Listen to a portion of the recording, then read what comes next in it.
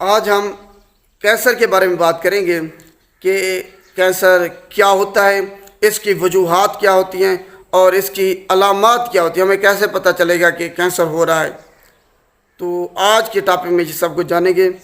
Topic شروع کرنے سے پہلے اگر آپ نے ابھی تک میرے چینل کو سبسکرائب نہیں کیا تو ابھی سبسکرائب کریں اور بیل آئکن کو آپ نے لازمی پریس کرنا ہے تاکہ جو بھی میری لیٹسٹ ویڈیو وہ سب سے پہلے آپ لوگوں تک پہنچے۔ کینسر یہ آپ کے جسم کے ہی سیلز ہوتے ہیں جو کہ جینیٹک فالٹ کی وجہ سے آپ کے جینز میں تبدیلی ہوتی ہے۔ جب بھی اگر وہ ڈویژن کے دوران ہو رہی ہے، جیسے کہ پرانے سیل مر رہے ہیں اور ان کی جگہ پر نئے بنتے ہیں، تو اگر ان میں جینز میں فالٹ آ جاتا ہے تو آپ کے جو سیلز ہیں وہ آپ کے کنٹرول میں نہیں رہتے، وہ ان کنٹرول ہو جاتے ہیں اور وہ بڑھنا سٹارٹ ہو جاتے ہیں۔ ورنہ آپ کا جسم ایک پراپر وے سے کام کر رہا ہے۔ ہر کسی کا اپنا ایک حدود ہے۔ جیسے کہ ایک مثال سے اس کو سمجھتے ہیں، ایک مستری ہے، وہ ایک مکان بناتا ہے تو وہ جو دیواریں ہیں وہ ہر سائڈ سے برابر برابر بناتا جاتا ہے۔ اگر وہ ایک ہی دیوار کو ساری کھڑی کر دے اور دوسری دیواریں نہ بنائے تو ساری انرجی اس کی ادھر ضائع ہو جائے گی اور وہ گر جائے گی، وہ کام نہیں کرے گی پراپر طریقے سے۔ تو اسی مثال سے ہم اب کینسر کو سمجھتے ہیں۔ آپ کے جسم کو آپ کے ہی سیلز ہیں، آپ کے جسم کی ہی انرجی لیں گے۔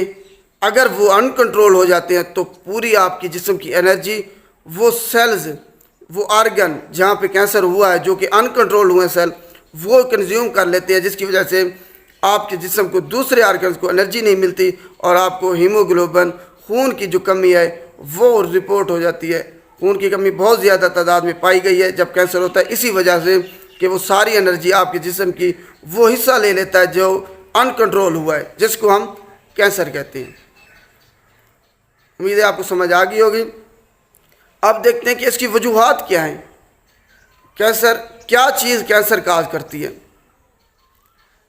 اگر آپ تمباکو جو ہے اس کے دھوئیں سے آپ کا ایکسپوجر ہوتا ہے، آپ اس محفل میں بیٹھتے ہیں جو کہ جہاں سگریٹ نوشی کی جاتی ہے تو آپ کو اس سے کینسر ہو سکتا ہے۔ یہ بات ذہن میں رکھ لیں کہ سگریٹ نوشی سے زیادہ اس کا دھواں خطرناک ہے جو تمباکو کا ہوتا ہے۔ تو یہ آپ کو کاز کر سکتا ہے کینسر، تمباکو کا دھواں۔ دوسرے نمبر پر آ جاتے ہیں، اگر آپ بہت زیادہ تعداد میں شراب پیتے ہیں، شراب نوشی بھی آپ کو کینسر کا سبب بن سکتی ہے آپ کے لیے۔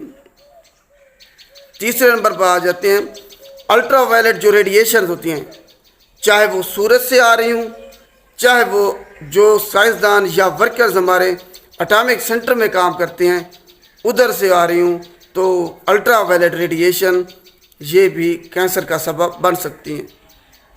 چوتھے نمبر پر انوائرمنٹل فیکٹر، پولوشن، آلودگی، یہ ایک بڑی وجہ ہے آج کے دور میں کینسر کی، کیونکہ اس میں خطرناک کیمیکل شامل ہوتے ہیں اور جو کیمیکل فیکٹریز میں ہمارے سائنسدان یا ورکرز کام کرتے ہیں ان کو بھی کینسر ہو سکتا ہے، کیونکہ ان کا اگر خطرناک کیمیکل جیسے کہ ایسبسٹاس یا بنزین سے ان کا ایکسپوجر ہوا ہے تو ان کو کینسر ہو سکتا ہے۔ یہ چیزیں کینسر کاز کر سکتی ہیں۔ اس کے علاوہ اگر آپ کو انفیکشن جیسا کہ ہیپاٹائٹس بی یا سی، اس کے علاوہ ہیومن پیپولیما وائرس، اس سے اگر یہ انفیکشن آپ کو ہوا ہے تو یہ بھی کینسر کاز کر سکتا ہے، کینسر کی وجہ بن سکتا ہے یہ چیزیں۔ اب اس کی علامات دیکھتے ہیں کہ کینسر کی کون کون سی علامات ہو سکتی ہیں۔ آپ کو بخار رہتا ہے، جسم میں درد رہتا ہے، درد خصوصاً آپ کو پیٹ میں ہوگا یا پھر ہڈیوں میں ہوگا۔ اس کے علاوہ آپ کو ویکنس ہوگی، بہت زیادہ تھکاوٹ ہوگی، کام کرنے کا آپ کا بالکل دل نہیں کرے گا، اور آپ کے جو جسم ہے نا اس پہ سوجن ہوگی یا پھر جسم کا وہ حصہ پھولا ہوا ہوگا، جیسے کہ اگر آپ کی گردن یا پھر آپ کے بغل میں آن پٹ پہ، تو آپ نے خیال رکھنا ہے کہ یہ اس کی علامات ہو سکتی ہیں۔